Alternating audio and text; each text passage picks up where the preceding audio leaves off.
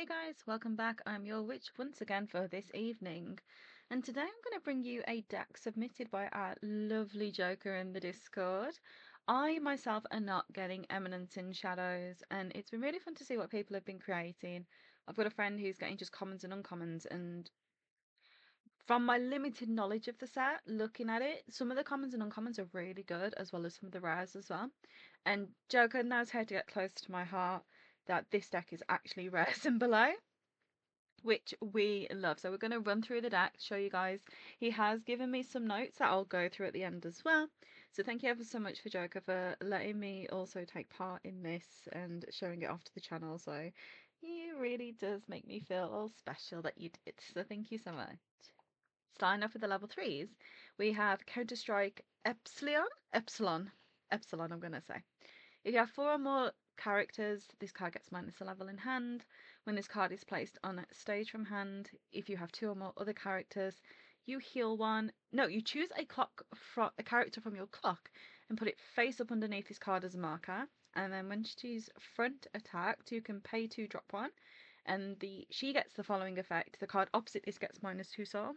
That stops things such as like anti target and stuff. So that's really cool. It's an interesting little early play where even if you weren't to get the heal from it, you could still benefit from getting the minus soul, and the fact that it doesn't target is also really good as well. Moving swiftly on, we've got Onslaught Delta. You can't use during this card's backup, during this card's battle, your opponent cannot play backups from their hand. On play, you may deal 1 damage to your opponent. I remember back in the days when you used to have to reveal the top card of your deck to do that, but that's fine. And on attack, pay 2 if you have Salty in your climax area and you have 1 or less other deltas. So you can only ever do this with 2 deltas on the board. You may pay the cost if you do deal 2 damage. Short, simple, to the point. I like it. He is running 4, so I think Joker's probably got a favourite, but fair enough. Think this is a pretty good finisher overall. We have deploying Zeta. Pay 1 when this card is placed on stage from hand. Pay the cost if you do stock swap your opponent. We like a good stock swap. And when this card attacks, if you have Sortie in the climax area and 1 or less other deploying Zeta. I've said that wrong 3 times. It's fine. Look at the top 2 cards of your opponent's deck, choose up to 1 card, put it on the bottom of the deck, put the rest on top, and this card gets 3k. This is fine. It's a mocha without really being a mocha, but yeah. It's fine. It's cool. I like it. But it's more there to be the stock swap, hence why he's only got 1. And the last level 3 is Her Resolve Alpha. On play, you look at 3 cards from the top of the deck, add 1, put the rest into waiting room, and on attack, pay 1, drop 3 cards. When this card attacks, you have sorting your climax area, and you have 2 or more other characters, and 1 or less other Her Resolve Alpha, pay the cost, deal 2 damage. If this is cancelled, deal 3. If that is cancelled, deal 4. I love cards like this. It extends the reach a little bit, but it's also, are you banking on them cancelling? What level of damage in that situation do you want to stick? So it is good. I can see the 3 and the 4 split between that and the Delta, because the Delta is more specific. She doesn't need to cancel, she just deals 2 straight up. So I do like this. It'd be interesting to know what kind of numbers he prefers on the finishing turn. Does he prefer 2 alpha, 2 delta, or it'd be interesting. Maybe I should have asked that a bit more. But Joker, I'm sure you'll explain in the comments, babe. Moving on to level 2s. Refresh counter, and it's a 2/5 counter as well. I didn't know this. I actually had a refresh counter, so that's always interesting. And that's it for level 2s. Just 1 of that. Fair. And we go straight into level 1s. So we have the 2k backup from the trial deck. We have Against Fate Epsilon, and it's just a vanilla 1/5. But if I remember correctly, this card bonds to it. All your other Advancing Omega, which is this card, and Fight Against Fate Epsilon, gain 2/5. So that makes your vanillas 8k. That big. And then put a character from hand into waiting room, search your deck for a Epsilon, and add it to your hand, shuffle the deck when it's played on stage. So it's a search, it's a bond deck search, essentially. Makes your vanilla's 8k. Makes it easy to win the board, so I like that. And then the card I skipped over, just because it made sense to go to the card that bonded to the vanilla first, is an anti-change backup where it goes to the bottom of the deck. And I like stuff like this. I like it's level 1. If Overlord was still to be a problem, I would be like, yeah, this card's great, but I don't know how much of a problem Overlord is going to be. So, but you can't go wrong with a backup. So, anti-change backup. So, or anti-early play, but I'm used to calling it anti-change. Moving on to level 0s, released Aurora. Pay 1, put this standing card to memory if you're level 2 or higher. Search your deck for a level 2 or higher, add it to hand. And rest this card, choose a character, and it gets 1/5 until the end of turn. Oh, guys, look, she's a witch. So maybe I need to watch this now. Like this card, it's very similar to the Himeno in Chainsaw Man. I nearly forgot the series. How can I? So I do like that. Moving on, King Oriana? I'm butchering these names. I'm so sorry, guys. Can't side attack. Pay 1, put a character from waiting room to the bottom of clock. When it's placed to waiting room from the stage, look at top 2. Add all characters, put the rest to waiting room. It's what we like to call the Aqua Ricky. And yeah, I like it. It's good plussing early. Summoned Olivia? Oliver? That looks like Oliver. Olivia. Oliver. Okay. When this card is placed on stage from hand, choose up to 2 Jack Nelson and put them bottom of the deck in any order. I don't think he's running that. I haven't seen it. Okay. And pay 1, put this card into memory as an act ability. Look at 3 cards on the top of the deck, choose a character, add it, and then bin the rest. Yeah, card's perfectly fine. Memory stuff, but nothing that I can see that requires memory, which is also very interesting. I don't know if that's more flavoursome to some of the cards in the set. And we haven't seen that Jack card, so maybe we will. Moving on to book signing beta. During your turn, she gets a K, so she's 1/5. Put a character from hand to waiting room. On play to stage from hand, pay the cost. If you do, search for a character with the same name as a card on your board. Reveal it to your opponent and shuffle your hand. I can imagine what's probably done with this is you've played this to get your vanilla, and then you've played this to get another copy of the vanilla. I imagine. Again, correct me if I'm wrong, but that's how my brain is ticking over and playing that. Beta promo. If I remember, this is one of the good promos.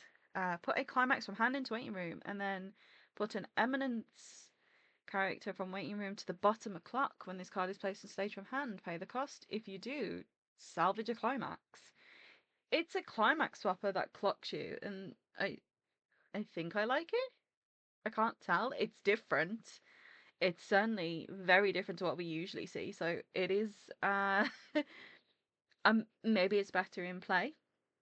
It can be an on-demand clock to level yourself up as well. So again, it's a new profile for me. Number 13, new. Pay 1, drop 1. When this card is placed from hand or attacks, search your deck for character. I like these double timing cards. I know some people probably prefer pay 1, drop 2 on attack the turn it's played. That card is also very good, but this card for me, the double timing just works out a little bit better. Makes it a good going second card if you've got 2 characters to attack with, so I like. This is the other climax combo in the deck, lending a hand shadow. All your other characters get 500, making your vanilla even bigger. Lovely. And when you play Stylish Bandit Slayer in the climax area, you have 2 or more other characters. Look at the top card of the deck. Choose an event or character among them, add it to hand, and put the rest in the waiting room. So climaxes will automatically get binned. I like this card. I don't hate it. As a rare, it's a bit weird. I would have expected it more as an uncommon. But I think it's a perfectly serviceable card. It gets you a plus.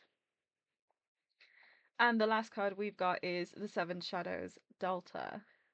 Put 1 card from hand into waiting room. When your pants triggers, pay the cost. If you do, choose a card in your clock, return it to hand, and then clock yourself from the top of deck. And she is a self-rest salvage brainstorm. And then here are the climaxes. We have Salty, and we have the Stylish Bandit. Okay, I'm gonna put the Delta on whilst we just talk about the notes Joker gave us. I do like this deck. It's the fact that the most expensive card in this M scene is probably the promo. I could be wrong. But a note from Joker, super budget if you want to swap the beta out for the TD Minato. I don't know which card that is, so I would have to look that up. And he said this put numbers against D4DJ, Meta Freerun, Markane, Axel World, Aofareta, and Meta Nikkei. So the Meta Nikkei is probably where this is more. You see it punching numbers, and the idea of that is like, whoa, that is so good. I really am impressed with that, and I can see why. It looks like it functions quite well. Convert cards that you don't want into your hand into cards that are going to win board. It's got a lot of utility options. So I really personally like this deck. The level 0 combo is more incidental, plussing characters to hand. Playing vanilla Weiss Schwarz and playing it well is far more important than doing anything flashy. I really agree. Sometimes it's not about the big cracked combos, it's about going pure simple. And this deck, whilst it plays fairly vanilla from what I imagine, I might have to put this on the sim to play it myself. Or Joker, we still need a game. So hit me up if you're free this weekend, because I am. I'm available all Sunday. I am doing nothing. So hit me up when you're ready to throw down and we can play some games. Because I really do like this and I'd love to see it actually function. We do have some people at locals with Eminence. I don't know what they're coming up with yet because I didn't go to locals this week, and I'm really looking forward to seeing what can come out this set. I do think there is potential from the limited things I've seen. Obviously, the more that gameplay starts to come out on other channels, the more we get to see the idea of where this deck is going to go. And I like I'm a girl who likes double timings, various modes on a card, and whilst this hasn't got various modes on cards, it's got cards with different modes that go onto the same climax. So you can mix and match. So I like that. And overall, I can't see this deck costing very much either, in the sense of monetary value. It's rares and below with one promo, and I'm sure that beta can be swapped out for something. I don't know what. I think there might be a vanilla climax swap somewhere. But honestly, love it. Thank you, Joker, for sharing this with me. If you're up to playing against me this weekend, boo, I would love it if you would. If you're busy, no problem. And I am all better. I am feeling much better now. So thank you guys for joining me this evening. I hope you've enjoyed looking at Eminence with me as well. Do hope to do a little bit more on the set. I'm going to do a couple more deep dives because, like I said, I've got a friend who's doing a bit more of a budget build as well, and I want to try and help them where I can. So thank you guys. Have a magical evening. Grab yourself a cup of tea and some cake, and I'll see you guys next time. Bye.